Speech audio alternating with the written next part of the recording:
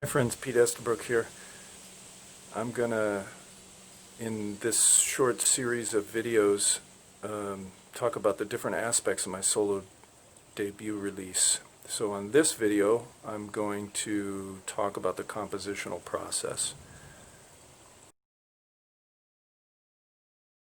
For me, the compositional process has just been a very natural one, proceeding from different activities that I've done, which is transcribe a lot of solos, transcribe a lot of tunes, listen to a lot of music, of course, study various aspects of music theory and composition. And I really had no intent of actually being a composer. When I was at school, for instance, at CalArts, a lot of the clinicians that would come through would say, if you're going to release your own recording, you really need to write your own tunes and that sort of thing. And I really didn't give it much thought at that time. I thought, well, that's probably an idea for someone else, not me. But nonetheless, over time, these tunes that I started to compile and just basically put into a file cabinet were things that came to me while I was practicing, of course, in different various ways.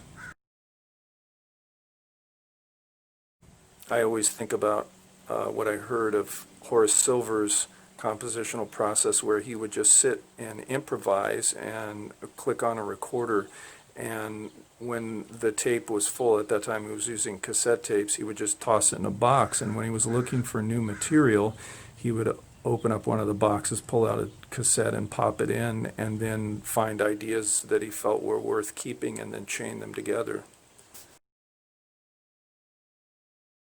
Can't say that I followed a process that was as exact or refined as that. Basically, I would just be practicing improvisation either with a drone or along with a neighbor sold track in some particular tonality, and then an idea would come to me, and if I could kind of latch on to it long enough to write it down, then I would just sketch it out somewhere. I have also just clicked on a recorder and recorded myself and then sketched out the ideas later. But in an attempt to be true to those original ideas, I really tried not to alter them much from their inception. Generally speaking, I wasn't thinking harmonically first. I was probably thinking either rhythmically or melodically or some combination of both. Then, of course, I added the harmony after that.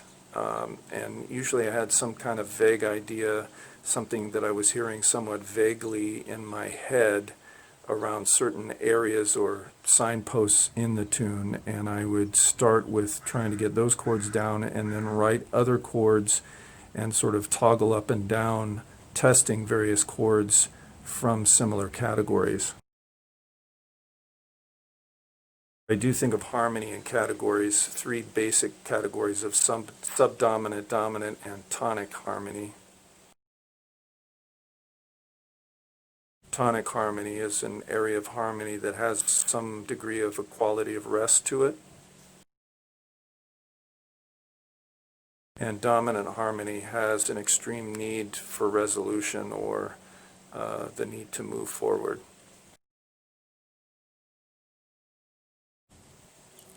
Subdominant harmony is harmony of relative movement and relative rest. Within each of those categories, there are a lot of different choices, and so I would just sort of toggle up and down the list in my head until I found a group of chords or something that kind of tickled my fancy, so to speak, and then I would write that down and work out in both directions from that.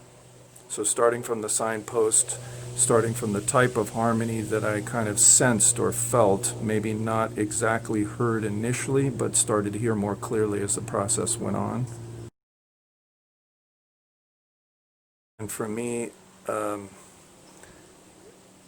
most of the tunes basically wrote themselves in a very short time. So again, in an attempt to remain true to the original kind of improvised thought process and improvised composition process, I try not to tinker with stuff too much.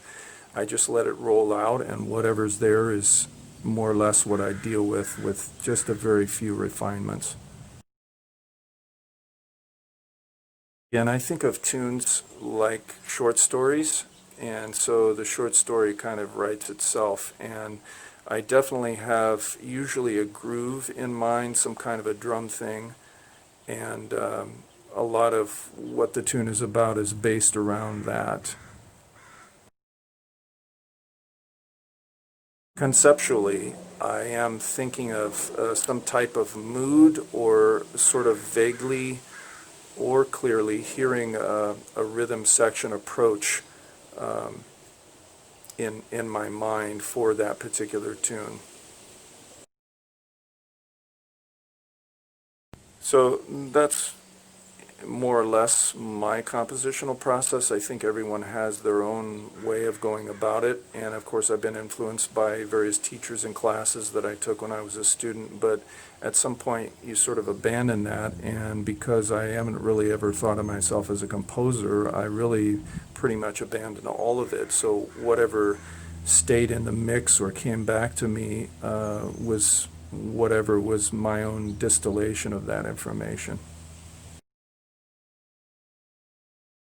Say for anybody who is interested in composition, there's no right or wrong way of going about it. This is just my way that I went about it for this particular recording.